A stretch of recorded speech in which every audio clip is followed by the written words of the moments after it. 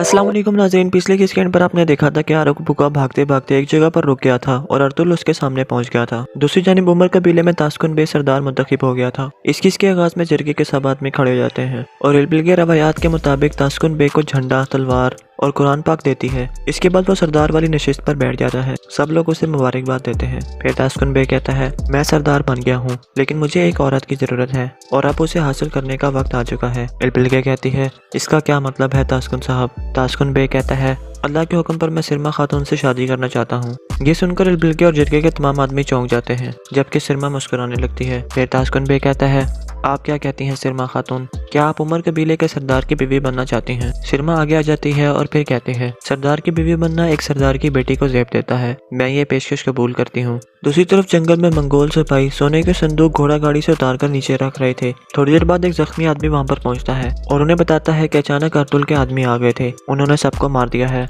इसी दौरान गुंदोगदो और उसके सिपाही पीछा करते करते उसी जगह पर पहुँच जाते हैं और छुपकर देखने लगते हैं। फिर गुंदोगदो कहता है, वक्त आ चुका है जैसे तुर्गुत ने कहा था कि अब इनके ठिकाने को तबाह करने का वक्त आ चुका है। ये कहकर वो खड़े हो जाते हैं और आगे बढ़ने लगते हैं। दूसरी तरफ अर्तुल कह रहा था कि तुमने बहुत भाग लिया आरक बुका, अब मुझे बताओ कि बरके खान के करीब जासूस कौन है? आरक बुका कहता है, अब मैं तुम्हारे चेहरे पर खौफ देखूंगा जब तुम्हें पता चलेगा कि ये एक जाल है। फिर आरक बुका चीख मारने लगता है। ये सुनते ही उसके सिपाही आगे आ जाते हैं। आरक बुका के आदमी अर्तुल को चारों तरफ से घेर लेते हैं। फिर आरक बुका कहता है, मैंने तुम्हें बताया था अर्तुल, मैं तुम्हारा ये सफर जहन्नम बना दूंगा। ये जगह तुम्हारी कब्र होगी अर्तुल, अब तुम्हें दफनाने का वक्त आ चुका है। अर्तुल आगे से कोई जवाब नहीं देता। इतने में घोड़ों की आवाजें आती हैं। बमसी, गुनगुत और गुंदुस वगैरह वहाँ पर पहुंच चुके थे। इतने में आरक बुका कहता है कि हमला करो और फिर लड़ाई शुरू हो जाती है। आरक बुका कहता है कि तुम्हारी मुसीबतों का भी खात्मा नहीं हुआ अर्तुल, इस सफर के दौरान तुम मारे जाओगे। ये कहकर वो दोबारा भाग जाता है, जबकि अर्तुल और उसके सिपाही उसके सिपाहियों का खात्मा कर रहे थे। फिर बमसी कहता है,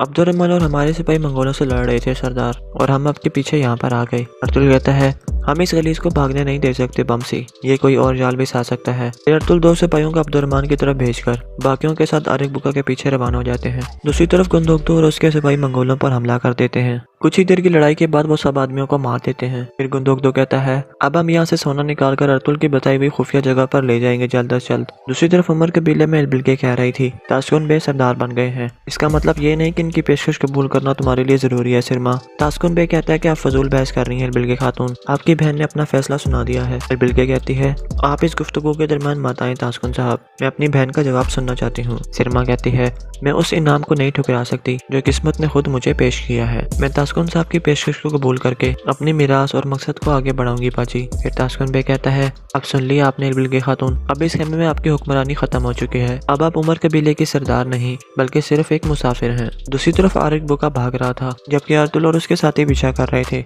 एक जगह पर पहुंचकर वो रुक जाता है। इसके बाद अर्तुल कहता है कि ये जालों वाला रास्ता तुम्हारी अपनी मौत बनेगा आरक बुका। इतने में वो आदमी पीछे मुड़ने लगता है जो दरअसल आरक बुका नहीं था। ये देखकर सब हैरान परेशान हो जाते हैं। फिर उस आदमी के जहन में ख्याल आता है जब आरक बुका आ रहा था और वो आदमी इंतजार कर रहा था। इसके बाद आरक बुका दूसरे रास्ते पर चला गया था, जबकि ये आदमी सीधा चला गया था और अर्तुल और उसके सिपाहियों को अपने पीछे ले आया था। फिर अर्तुल पूछता है, आरक बुका कहाँ है? आदमी कहता है, इतनी जल्दी किस बात की है? तुम जहाँ भी जाओगे आरक बुका तुम्हें ढूंढ लेगा। इतने में वो आदमी हमला कर देता है, लेकिन अर्तुल पहले ही वार में उसे मार देता है। फिर बमसी कहता है, क्या हमें उसके पीछे जाना चाहिए सरदार? अर्तुल कहता है, उसने लाजमी अपने निशानों को मिटा दिया होगा, उसके पीछे जाना वक्त का ज़िया होगा। अब हम अपना सफर जारी रखेंगे, अभी हमें वापस अब्दुर्रहमान की तरफ जाना चाहिए। ये कहकर वो चल पड़ते हैं। दूसरी तरफ आरक बुका एक जगह पर बैठा हुआ था और कह रहा था, ये खेल मैंने सेट किया है अर्तुल, मैं इसे जैसे चाहूंगा खत्म करूंगा। इतने में उसके दो आदमी वहाँ पर पहुंच जाते हैं। आरक बुका पूछता है कि बाकी कहाँ है तैमोगे? तैमोगे कहता है, हमने दूर रहकर लड़ाई देखी है, वो सब मारे गए हैं आरक बुका। आरक बुका कहता है, अगर वो दुश्मन को मार नहीं सके तो उनका मरना ही बेहतर था। हमने अभी अपना काम जारी रखना है तैमोगे। अर्तुल इस जाल से बच गया है, लेकिन हम मजीद जाल बिछाएंगे। तैमोगे पूछता है, आप क्या करेंगे? आरक बुका कहता है कि अर्तुल को बरके खान का करीबी जासूस का पता लग गया है। अगर वो जासूस बेनकाब हो गया तो हर चीज़ का खात्मा हो जाएगा, इसलिए हम एक आखिरी और सबसे बड़ा जाल बिछाएंगे।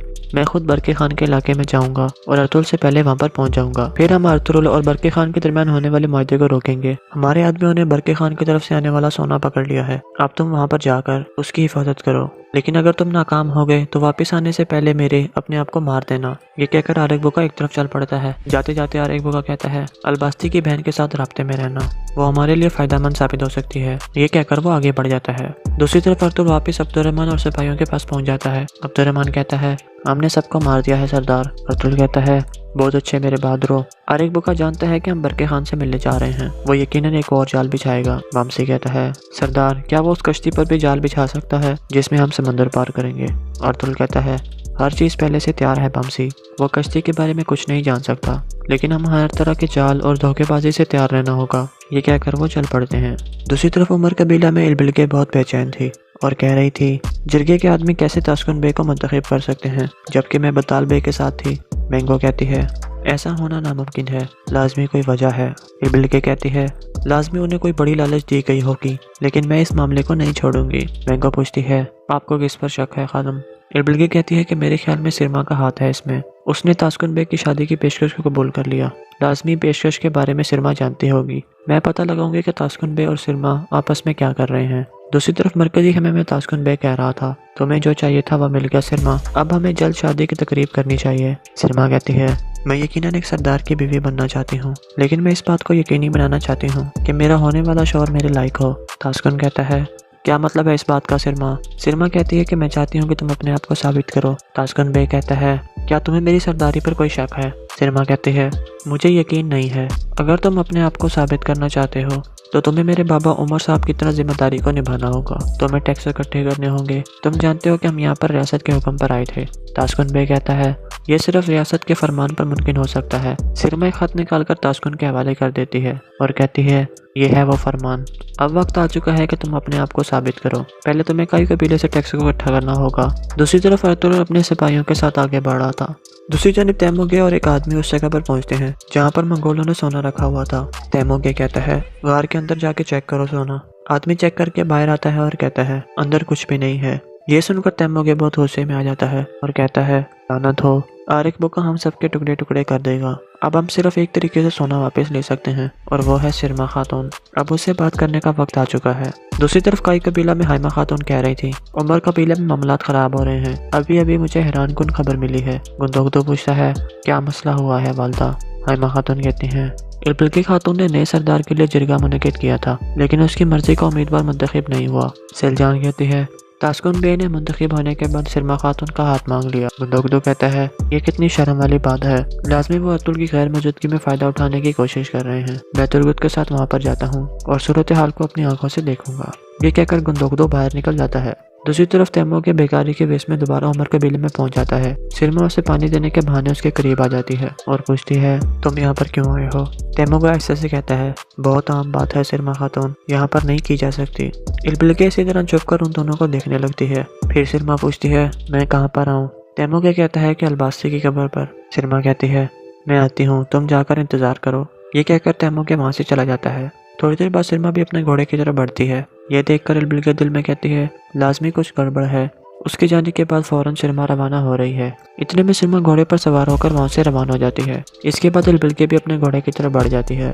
दूसरी तरफ अर्तुगरुल और उसके सिपाही समंदर के किनारे पर पहुंच चुके थे, जिसको पार करके वो बरके खान की तरफ जाने वाले थे। समंदर का मंजर देखकर तमाम सिपाही बहुत खुश हो जाते हैं। वामसी कहता है, बहुत अरसा हो गया है कि जब हमने आखिरी दफा समंदर देखा था। गुंदस कहता है, मैंने पहले कभी समंदर में सफर नहीं किया। इसके बाद वो सब खड़े होकर कश्ती का इंतजार करने लगते हैं। दूसरी तरफ सिरमा अपने भाई की कब्र पर पहुंच चुकी थी। तैमूर भी वहां पर मौजूद था। इसी दौरान इलबिलके भी उन्हें छुपकर देखने लगती है। फिर तैमूर पूछता है, कबीले में क्या सूरत हाल है? सिरमा कहती है, हर चीज हमारे मंसूबे के मुताबिक जा रही है। उस सोने की मदद से मैंने अपनी मर्जी का सरदार मुंतखब करवा लिया है। बाकी काम भी मुश्किल नहीं होगा। अब तुम बताओ कि मुझे यहाँ पर क्यों बुलाया गया है? तैमूर कहता है, कल एक अहम मिशन के लिए मुझे बहुत से आदमियों की जरूरत है और वो अलबास्ती के वफादार आदमी होने चाहिए। सिरमा पूछती है, हमें वो आदमी क्यों चाहिए? तैमूर कहता है, हम काई वालों को एक बड़ा झटका देंगे और तुम्हें इससे बहुत सारा सोना भी मिलेगा। सिरमा कहती है, ये तुम मेरे ऊपर छोड़ दो तैमूर। अगर इससे काई वालों को झटका मिले और मुझे सोना मिले तो फिर मुझे कोई भी चीज नहीं रोक सकती और यहाँ पर किस खत्म हो जाती है।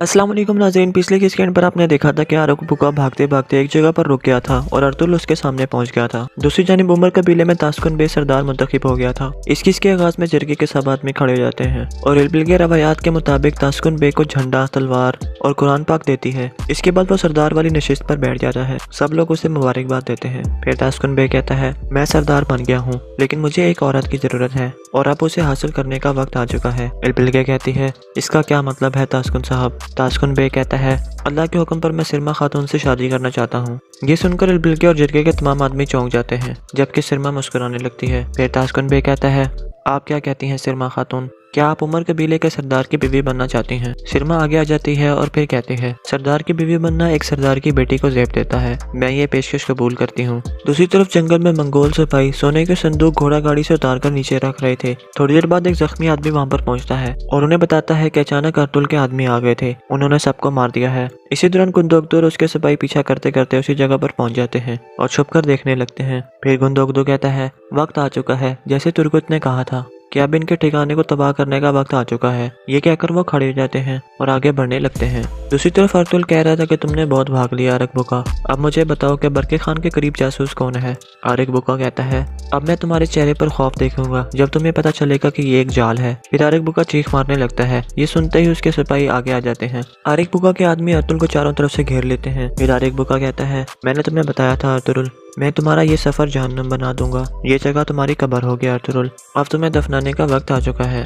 अर्तुल आगे से कोई जवाब नहीं देता। इतने में घोड़ों की आवाजें आती हैं। बमसी, गुनगुत और गुंदुस वगैरह वहां पर पहुंच चुके थे। इतने में आरक बुका कहता है कि हमला करो और फिर लड़ाई शुरू हो जाती है। आरक बुका कहता है कि तुम्हारी मुसीबतों का भी खात्मा नहीं हुआ अर्तुल, इस सफर के दौरान तुम मारे जाओगे। ये कहकर वो दोबारा भाग जाता है, जबकि अर्तुल और उसके सिपाही उसके सिपाहियों का खात्मा कर रहे थे। फिर बमसी कहता है, अब्दुर्रहमान और हमारे सिपाही मंगोलों से लड़ रहे थे सरदार, और हम आपके पीछे यहाँ पर आ गए। अर्तुल कहता है, हम इस गलीज को भागने नहीं दे सकते बमसी, ये कोई और जाल भी सा सकता है। फिर अर्तुल दो सिपाहियों को अब्दुर्रहमान की तरफ भेजकर बाकियों के साथ आरक बुका के पीछे रवाना हो जाते हैं। दूसरी तरफ गुंदोगदो और उसके सिपाही मंगोलों पर हमला कर देते हैं। कुछ ही देर की लड़ाई के बाद वो सब आदमियों को मार देते हैं। फिर गुंदोगदो कहता है, अब हम यहाँ से सोना निकालकर अर्तुल की बताई हुई खुफिया जगह पर ले जाएंगे जल्द अज जल्द। दूसरी तरफ उमर कबीले में इल्बिल के कह रही थी, तास्कुन बे सरदार बन गए हैं, इसका मतलब ये नहीं कि इनकी पेशकश कबूल करना तुम्हारे लिए जरूरी है सिरमा। तास्कुन बे कहता है कि आप फजूल बहस कर रही हैं इल्बिल के खातून, आपकी बहन ने अपना फैसला सुना दिया है। इल्बिल के कहती है, आप इस गुफ्तगू के दरमियान मत आए तास्कुन साहब, मैं अपनी बहन का जवाब सुनना चाहती हूँ। सिरमा कहती है, मैं उस इनाम को नहीं ठुकरा सकती जो किस्मत ने खुद मुझे पेश किया है। मैं तास्कुन साहब की पेशकश को कबूल करके अपनी मिरास और मकसद को आगे बढ़ाऊंगी पाजी। फिर तास्कुन बे कहता है, अब सुन लिया आपने इल्बिल के खातून, अब इस खेमे में आपकी हुक्मरानी खत्म हो चुकी है। अब आप उमर कबीले के सरदार नहीं बल्कि सिर्फ एक मुसाफिर हैं। दूसरी तरफ आरक बुका भाग रहा था, जबकि अर्तुल और उसके साथी पीछा कर रहे थे। एक जगह पर पहुंचकर वो रुक जाता है। इसके बाद अर्तुल कहता है कि ये जालों वाला रास्ता तुम्हारी अपनी मौत बनेगा आरक बुका। इतने में वो आदमी पीछे मुड़ने लगता है जो दरअसल आरक बुका नहीं था। ये देखकर सब हैरान परेशान हो जाते हैं। फिर उस आदमी के जहन में ख्याल आता है जब आरक बुका आ रहा था और वो आदमी इंतजार कर रहा था। इसके बाद आरक बुका दूसरे रास्ते पर चला गया था, जबकि ये आदमी सीधा चला गया था और अर्तुल और उसके सिपाहियों को अपने पीछे ले आया था। फिर अर्तुल पूछता है, आरक बुका कहाँ है? आदमी कहता है, इतनी जल्दी किस बात की है? तुम जहाँ भी जाओगे आरक बुका तुम्हें ढूंढ लेगा। इतने में वो आदमी हमला कर देता है, लेकिन अर्तुल पहले ही वार में उसे मार देता है। फिर बमसी कहता है, क्या हमें उसके पीछे जाना चाहिए सरदार? अर्तुल कहता है, उसने लाजमी अपने निशानों को मिटा दिया होगा, उसके पीछे जाना वक्त का ज़िया होगा। अब हम अपना सफर जारी रखेंगे, अभी हमें वापस अब्दुर्रहमान की तरफ जाना चाहिए। ये कहकर वो चल पड़ते हैं। दूसरी तरफ आरक बुका एक जगह पर बैठा हुआ था और कह रहा था, ये खेल मैंने सेट किया है अर्तुल, मैं इसे जैसे चाहूंगा खत्म करूंगा। इतने में उसके दो आदमी वहां पर पहुंच जाते हैं। आरक बुका पूछता है कि बाकी कहाँ है तैमोगे? तैमोगे कहता है, हमने दूर रहकर लड़ाई देखी है, वो सब मारे गए हैं आरक बुका। आरक बुका कहता है, अगर वो दुश्मन को मार नहीं सके तो उनका मरना ही बेहतर था। हमने अभी अपना काम जारी रखना है तैमोगे। अर्तुल इस जाल से बच गया है, लेकिन हम मजीद जाल बिछाएंगे। तैमोगे पूछता है, आप क्या करेंगे? आरक बुका कहता है कि अर्तुल को बरके खान का करीबी जासूस का पता लग गया है। अगर वो जासूस बेनकाब हो गया तो हर चीज़ का खात्मा हो जाएगा, इसलिए हम एक आखिरी और सबसे बड़ा जाल बिछाएंगे। मैं खुद बरके खान के इलाके में जाऊंगा और अर्तुल से पहले वहां पर पहुंच जाऊंगा। फिर हम अर्तुल और बरके खान के दरमियान होने वाले मुआहदे को रोकेंगे। हमारे आदमियों ने बरके खान की तरफ से आने वाला सोना पकड़ लिया है, अब तुम वहां पर जाकर उसकी हिफाजत करो, लेकिन अगर तुम नाकाम हो गए तो वापस आने से पहले मेरे अपने आप को मार देना।